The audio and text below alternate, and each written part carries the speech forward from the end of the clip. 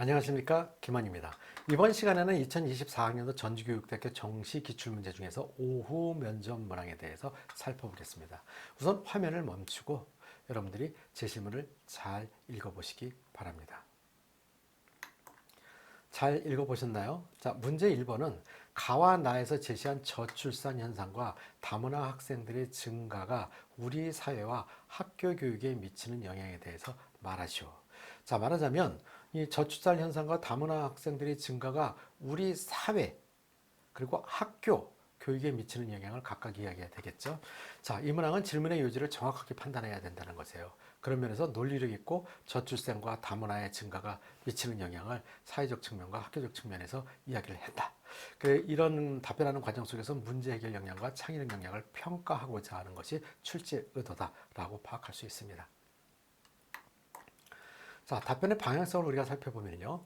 저출생으로 인한 우리 사회는 인구 고령화, 생산성과 경제 성장 저하, 노동력 인구 감소 등으로 인해서 숙련국이 부족하게 되고 국가의 국방력과 국제적 영향력의 악화 등의 문제에 당면해 있다라는 부분. 이거는 뭐 우리가 다 알고 있는 얘기죠. 또 하나, 저출생 문제는 학교 교육에도 많은 영향을 미치게 되는데요. 소규모 학교가 증대되게 되고 소인수 학교 증대로 인해서 학생들의 성장과 발달에 부정적 영향이 증대하게 된다는 것이고요. 교육 재정의 효율성과 약화가 이런 것이 문제점이 될 수 있고요. 그 다음에 학생들 간의 문화와 언어의 차이가 따른 교육의 어려움으로 다가올 수 있다는 거. 또 다문화로 인한 갈등 증가, 학교 교육 과정에서 변화의 필요성, 이런 것들이 학교 교육에 미치는 요소다라고 볼 수 있겠죠. 자, 이런 것 중에서 한두 가지를 여러분들이 선택해서 답변하면 좋은 답변이 될 수 있을 것이고요. 저출생으로 인해서 문제 해결에 성공적인 국가들의 공통점은 경제적 지원이 있는데요. 자, 이 경제적 지원과 더불어서 결혼과 육아에 대한 전통적인 관념에 대한 변화를 사회적으로 수용함으로써 해결할 수 있다. 자, 이건 쉽지 않은 문제긴 해요. 오랜 시간이 걸린다는 것이죠. 그 다음에 이주민 수용 정책으로 다문화 학생들의 증가가 되고 이는 사회적 응집력 약화가 될 수 있다는 것, 사회적 갈등이 확대될 수 있다는 것, 교사와 학생 간의 소통 문제가 나타날 수 있다는 것이 있죠. 이를 해결하기 위해서는 국가와 학교의 지속적인 지원이 필요하고요. 사회 전반적으로 다문화주의에 의한 교육이 필요한다. 다문화주의라고 하는 것은요, 다문화 그 자체를 자연스럽게 받아들이는 것입니다. 우리 사회는 이미 음식이 됐던 또는 영화가 됐든 음악이 됐든 스포츠가 됐든 이러한 문화들을 자연스럽게 받아들이고 있어요. 유독 이주민, 사람에 대해서만 편견을 가지고 있는데 이 또한 우리 사회를 구성하는 구성원, 우리 학급의 한 학생으로 자연스럽게 받아들이는 것이 다문화주의입니다. 자, 이거에 차원에서 답변한다면 좋은 답변이 될 수 있을 것이라고 생각하고요. 다문화 가정 학생 증가로 교육도 다원성을 존중하는 방향으로 변화되어야 한다. 너무나도 당연한 얘기죠. 다원성 존중 매우 중요한 부분입니다. 이런 것들을 고려해서 답변한다면 좋은 답변할 수 있을 것이라고 생각합니다. 자, 문제 2번을 확인해 보면요. 가와 나의 글을 근거로 저출산 현상과 다문화 사회에 대응하기 위한 학교 교육 방안을 제시하고 이를 위한 교육 방법을 사례를 들으시오. 교육 방향과 방법을 얘기하라는 것이죠. 자, 출제 의도는 이 저출산 현상과 다문화 사회에 대응하기 위해서 학교에서는 어떤 방향성의 교육을 해야 될 것인지, 또 본인이 교사라면 어떤 교육 방법을 선택했을 때 효과적인 교육이 될 수 있을 것인지, 교직 인성과 적성 및 사례를 통한 타당성을 판단하고자 하는 문항이라고 볼 수 있겠습니다. 자, 답변의 방향성을 보면요. 학교 교육의 방향은 민주시민 교육, 다원성 존중 교육, 다문화 감수성 교육, 다문화주의에 입각한 교육이 실천되어야 한다. 하나 모두 다 매우 중요한 교육이고요.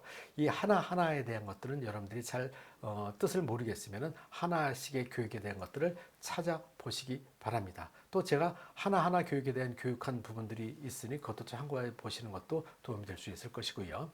자, 구체적으로 디지털 전환 시대에 적합한 교육 시스템 구축, 자, 소규모 학교 연대, 그 다음에 도시와의 지방 간의 교류를 확대하고 다양한 감수성과 세계 시민성을 함양시키고 그 다음에 인권과 평등 또는 인종과 성에 대한 인식 개선, 그 다음에 다문화 학생의 교육적 소외 방지, 문화 상대주의의 인식 확산, 다양한 배경에 대한 학생들과 협력 등, 자, 이런 것들에 대한 교육 방향성을 전환이 절실하다. 자, 이런 것들의 한두 가지를 제시하면서 답변하는 것이 방향성이 좋은 답변이 될 수 있을 것이고요. 자, 교육 방법으로는 AI를 활용한 개인 맞춤형 수업 운영한다는 건 매우 중요한 교육이고요. 지금도 하고 있는 교육이고요. 다문화 가치에 대한 체험, 또 다문화의 인식과 인권 존중 교육 프로그램을 개발하고 자, 운영함으로 인해서 또한 이중 언어 교육을 확대시킴으로 인해서 이런 것들이 교육 방법으로 좋은 효과성을 거둘 수 있을 것이라고 생각합니다. 마지막으로 교육대학교 면접을 준비하는 방법은 세 가지 방법이 있는데요. 가장 짧은 시간에 효과를 거둘 수 있는 방법은 현장 특강에 참여하는 방법입니다. 자, 그래서 현장 특강 온라인 연계 강좌는 김한 컨설팅 홈페이지의 시간표를 확인해 보시면 12월 29일부터 수업이 시작되는 것을 확인하실 수 있을 것입니다. 자, 그 다음에 인터넷 강의입니다. 학생들이 시간이 여의치가 않고 현장 강의에 참여하기가 쉽지 않은 경우에는 인터넷 강의를 통해 가서 여러분들이 교육 이론이라든지 답변하는 방법이라든지 이런 거를 숙지한 다음에 스스로 연습하는 시간을 가진다면 도움이 될 것입니다. 기만 컨설팅 홈페이지에 인터넷 강의가 개설되어 있습니다. 자, 그다음에 이제 마지막으로는 그 인터넷 강의를 들을 시간도 또는 또 현장에 올 여의치 않은 상황이라고 한다면 교대 면접, 사대 면접, 기만 컨설팅의 면접 준비하는 필독서죠. 자, 이 필독서를 꼼꼼히 읽어보고 책에 있는 내용대로 연습을 한다면 도움이 될 것입니다. 하지만 이런 것들은 시간이 많이 오래 걸리는 것이기 때문에 가장 짧은 시간에 해결할 수 있는 방법은 현장 강의라고 생각하시면 됩니다. 여러분, 감사합니다.